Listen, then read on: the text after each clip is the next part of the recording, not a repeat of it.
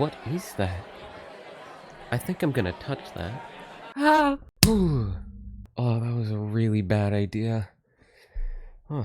Anyways, women during and after the Black Plague had more rights and responsibilities, not because people were enforcing gender roles less, but because the rich and royalty were being forced to be more open towards women's rights due to death, money, and education. During the Black Plague, many people were suffering, and many died. The estimation is around 50% considering the entire population of Europe, and nowhere is it easier to see the pain and suffering in the people than it is in the art of the time. This piece here is called The Plague of Florence, and was made by L. Sibelti, depicting the horror of the plague and how the fear that it causes can make people nothing more than unruly. Same is shown here with this piece, Dance of the Dead. A painting showing skeletons ruling over humanity. What all art of the time is showing is a general sense of fear that is disrupting the quote-unquote correct way of doing things, and allowing for a new sentimentality towards people who are treated as lesser, and in some cases forcing new ideas in order for people to survive. Part 2. Money.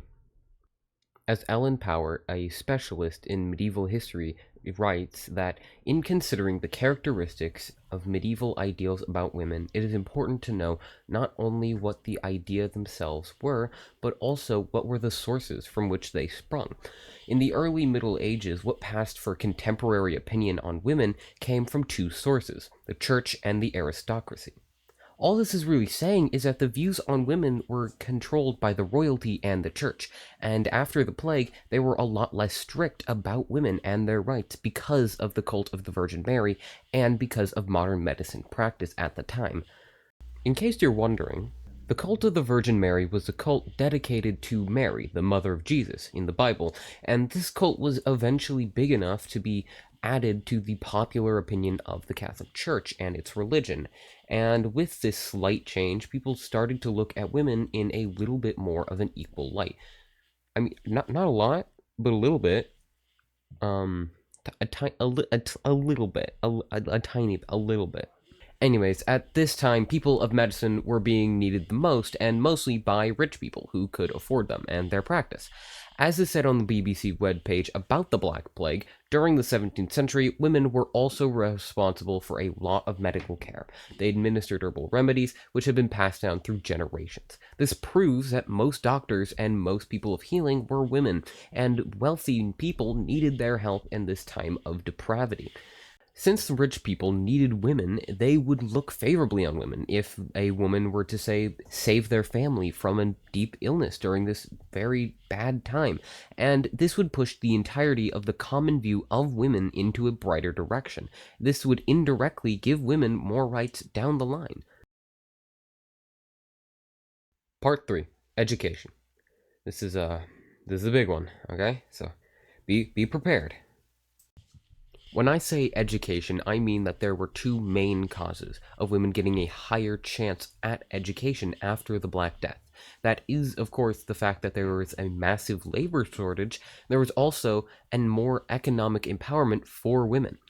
To quote, "But the staggering mortality of the Black Death reduced this previously sufficient peasant population sharply enough to create service labor shortage."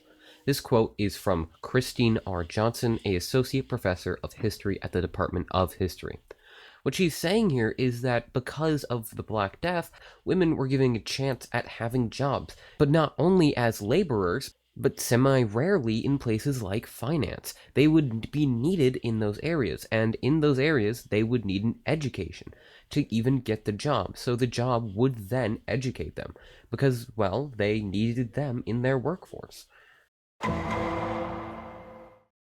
So, there are three main important sections, that being death, money, and education. Let's start with money. Money is probably the easiest to start with and most connected. So, money is given to women to heal the rich who can afford them.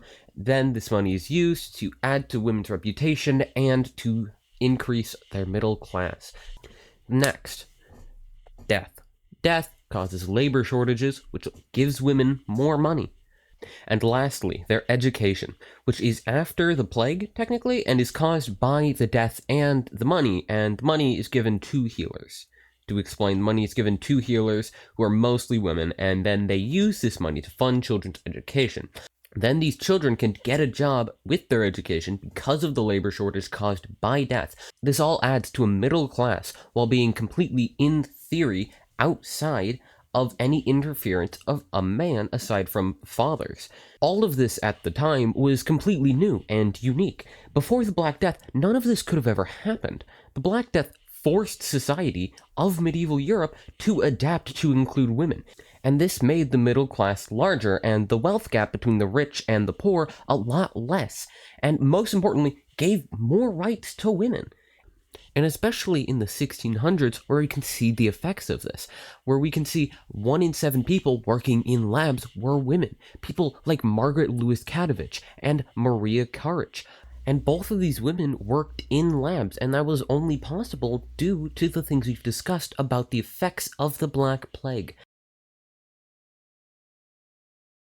Anyways, thank you for watching. I hope you have a wonderful, fantastic day, and I hope you have an even better good night.